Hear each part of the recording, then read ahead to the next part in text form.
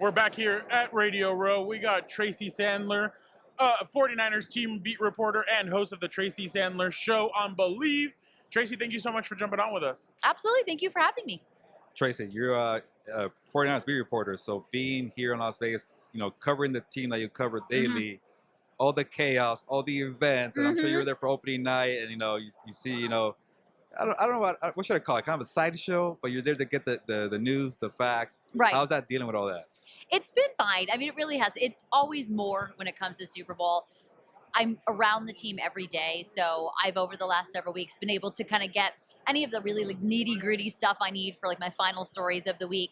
I used opening night for a fun Usher video because I was like, this is the time to do it. But you know what? It's been great. We had our first media availability yesterday at the team hotel, and there's certainly a lot more people, but I was able to get my questions in because now I thought I was on my final story of the week, but I'm not on my final story of the week. So I was able to get my questions in, and it's been fine. It's cool though. I mean, it's exciting, and it's cool to cover a team in the Super Bowl. You go into a season, you have no control over how the team is going to do. You just hope they're interesting, and this team has been both good and interesting. And let me ask you about the 49ers being here twice. Maybe your experience already from the I guess the chaos and covering the Super Bowl, but 2019 to now, and all I keep hearing is redemption, the more experience. I got a chance to catch up with Debo at the podium, not the same setting, but he has to answer my question or whatever. But he seemed like, we weren't ready back then. We were a young team. Now we're experienced. We want to get this rematch. Is that the sense you're getting to? Absolutely. I think they want, and it's not even so much about the rematch against the Chiefs so much as being in their second Super Bowl in the last several years and wanting to win it. And obviously they happen to be playing the Chiefs, but it feels to me a little bit less about that. You have Charvarius Ward, who won that Super Bowl with the Chiefs, so he's going now against his former team, so it's kind of a fun storyline. But yeah, I think the sense is they feel prepared, they feel ready, they know what it takes to win a Super Bowl. They talked a lot about playing 4 quarters, playing all 60 minutes, which really, their 2 playoff games, they learned that on the opposite side of it and how important it is to play all those minutes and be focused the whole time. So I think we are in for a very good game on Sunday. Not an easy game, but a good game. Well, and that's the thing is that we had Nate Taylor, who covers the Chiefs for The Athletic, and he said, look, this game is going to be difficult. He's like, on the Chiefs, though, you have Patrick Mahomes, Isaiah Pacheco, and Travis Kelce kind of right there.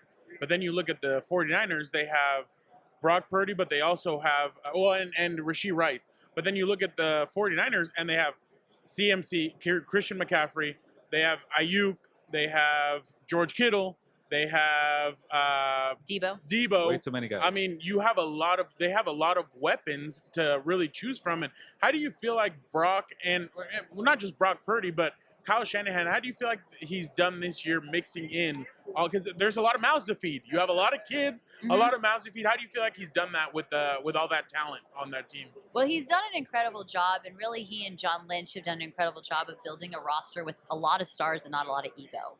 They want to win a Super Bowl, and so it's not as important. I mean, of course, they're competitors, so you always want the ball. If you were a competitor, you want to be the guy. But if it's between you being the guy and you winning the Super Bowl, they'd rather win the Super Bowl. So they've done a really good job at that. Not everyone, I always say life is never 100. You're never going to get 50-50 balance. Just some weeks are this and some weeks that. That's what it's like on this football team. Every week, not everybody's going to get fed and have the balance, but everyone is such a key part of the offense. If Kittle's not a huge part of the passing game, then he's a tremendous part of the blocking game. And if he wasn't there to block, then they wouldn't have as good a game for Christian and Debo and Elijah Mitchell and all of that kind of stuff. So there are so many key components, but they do a very good job of mixing it up. But they are going against a very tough defense. Yeah. And as good as Mahomes has been, that defense is why they're back. Let me ask you a question. So Gilbert and I have both covered a Bosa brother, Joey Bosa. Yeah. And we know Joey Bosa's underrated funny. He's actually a pretty So is funny. Nick. Nick is exactly the same way? Oh, yeah. Nick is very underrated funny. He's hilarious. And I do a series called Niners Unplugged, and I'm doing it throughout the season, where it's a video. It's a reel, a TikTok, and it's always kind of fun questions. And Nick is underrated funny. And then I also do predictable picks with Jake Moody and Ronnie Bell. And they would every week pick how many points Michigan was going to win by. And Nick was a good sport. He did it for the Ohio State game, and he picked Michigan to win by -7. And then he did it for the national championship. And he was funny. He said, I'm going to pick Washington because, big Washington fan. I mean, he's just funny. And he's great. And they say this all the time, and it's true. He is a man of few words, but the words that he says are fantastic. Real quick, Go just ahead. with Nick, it felt like when he said they asked him about what he thought about the tackles, and he's like, they hold. It kind of felt like everybody in the room was kind of waiting for a little bit more. No, that's and it. he's just looking Yes, at everybody. He's a man of few words. Exactly. And, he gives the Saturday night speech. He gives the speech the night Wow. before the games, and it's something that started a few years ago. And he said he was very nervous about it. That was another funny thing. He said, I don't really remember the first time, which is funny because I usually remember traumatic experiences. He was really nervous about it, but he's gotten very good at it. It's a huge part of their pregame ritual, and he's kind of amazing. See, for now, this is why this is a cool thing about getting a beat reporter. You're there daily. You Exactly. see it all. Exactly. We don't have to see like a breaking news tweet or The whatever. national people You're there. or anything like You know that. what's going on, who's the funny one, who's not, and then just the facts and all that. So we really appreciate that, Tracy. But how about we shift over to Michigan? You did. Oh, go Bleav! Now we're talking about something important. I was gonna Something that say, matters. She's had a busy 2 months. I know. So we just got to get to it, But, maybe are you a little conflicted because Jim Harbaugh is leaving, your program, Michigan, and then coming back to the NFL? Are you worried about the transition for Michigan, or are you more excited for Jim Harbaugh in the NFL? I am not worried about the transition for Michigan. The man gave us a natty. So I've never been a Wii fan, but I went to school there. I paid to go to school there. It is a Wii. Yeah. And he gave us a natty. And it was such a crazy season, such an incredible season. You can't ask for more than that. So I'm really excited for him to go to the NFL. I am a newly minted Chargers fan. Bolt up. Got to get myself some lightning bolt gear. Big into the Chargers now. And I think Michigan's in really good hands. I think Sharon Moore has shown multiple times over the season that he can get the job done. The players love him. It was the most perfect transition. It was the right move. So I'm still excited about that. It'll be a very different Michigan team. I think they lost 44. It's a lot of people. Yeah. That's a lot of people. I mean, like 22 of those guys will be playing in the NFL next year at least. So And most of them probably for the Chargers. No. I mean, it would be a dream. Or even Seattle. Because Mike McDonald is now over That's probably with the true. I mean, I Seahawks. could see JJ McCarthy in Seattle. I know That's what I that was Jim telling him. says that Yeah. he could be the first quarterback off the board. I wouldn't be surprised because I love JJ McCarthy because he's perfect. But if he's not the first quarterback off the board, he could be in Seattle, which means I'd get to see him twice a year. There So you go. excited. Did you get to make it out to the Rose Bowl or the Sure national did. championship Oh, she game? went to both. I went to nice. both, Oh, and yeah. I went to the Ohio State game because the Niners played Thursday night, Thanksgiving. So I went the next morning. I flew to Detroit first thing Friday morning and went to the Ohio State game. I actually got to be on the field. I was as close to JJ McCarthy as I am to you, and I'm still Wow. standing, so that was amazing. So that was cool, and then I went to the Rose Bowl, and I went to the Natty. I wasn't missing. I'd said at the beginning of the season, I'm going as far as they do. She was all over. Like, I saw her Instagram post, and she's like, playoff game. It was a playoff game. No, the last regular season game. Yeah. And then that night, she jumped Red-eye on to a Houston. flight, red-eye to Houston. I Yep. saw that. Yep, it Totally was worth it, I'm fantastic. assuming. Oh my, it was amazing. I'll never have a sports moment like that again. That's the pinnacle. How? It was amazing. I know that you guys ended up with the national championship, which is amazing. But all the bull crap you guys had to go through during the season, obviously it fed and it helped you guys and everything, but just having to go through that, that must have been really painful. With a sandwich, he bought somebody a hamburger from 2020 and then all this other stuff. Like, it just kind of felt like they were kind of aiming for him and for the program. I don't know what your thoughts were, but that's kind of the way I saw it from the outside in. It definitely felt like that. I think Jim Harbaugh had been really vocal about he thinks the players should get a Paid. piece of the pie that they are baking, and he thinks that they should get paid. And, people don't like that, and I think that maybe fed into it. But at the end of the day, it brought that team closer together. It brought the fan base closer together. Everyone I know has a Bet sweatshirt or hat. I actually saw Dave Portnoy yesterday at a hotel in Vegas, and I was like, I own all the Bet gear. I'm a big Michigan fan, and it kind of just brought everybody together. And I think it's a huge part of why they won. I think they'd win it anyway, yes. But you think about what they went through.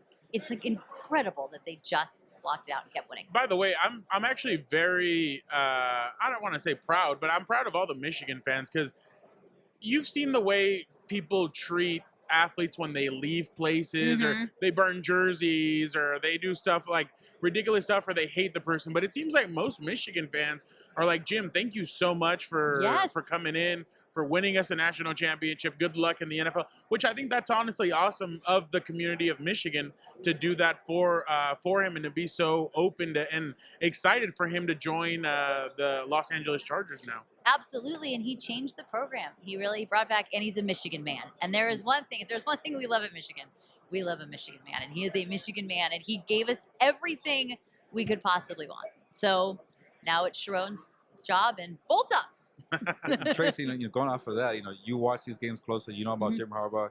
For me, I'm not a big time college football, person, because I like what you said, by the way, about the we. If you went to the school, I'm okay with that. We're reporters, so we kind of have a fine line between the we. But you went there. And I don't cover Michigan. So there you go. So perfect. Exactly. There you go. Exactly. I went to Cal State Northern, so I can't say we about a football program because we don't have one. I went to Long Beach. Don't have one either. So college basketball, I'm saying we. We'll welcome you into the fold if you want. You know what? Why not? There you go. We need a football program. But watching them closely. And then Jim Harbaugh, the last time I saw him in the NFL was the 49ers. That's like 9 years ago. What are, Chargers fans, in terms of team building and the way they play, what should they expect from a Jim Harbaugh coach team? Well, they're going to be very physical, and he's unbelievable at taking a team or a program that is underperforming and turning it around. And if I am a Chargers fan, Justin Herbert with Jim Harbaugh is a dream, and you're not going to have the same issues that I think they had with their previous coach. And this is going to be such a well-coached team, and I would expect that they'll turn things around sooner rather than later. I know there are a lot of cap issues, but they have talent there, and he's really good at maximizing talent. And I think he's also softened somewhat since he was in the NFL. And I don't mean softened in like the negative way that people say it, but I think Jim Harbaugh has a certain reputation. He has a certain personality. It makes him who he is. It's why I love him so very much. But I think over the years at Michigan, he's become a little bit different, and his players love him. They adore him. I mean, you saw all of them when he got suspended, the whole thing.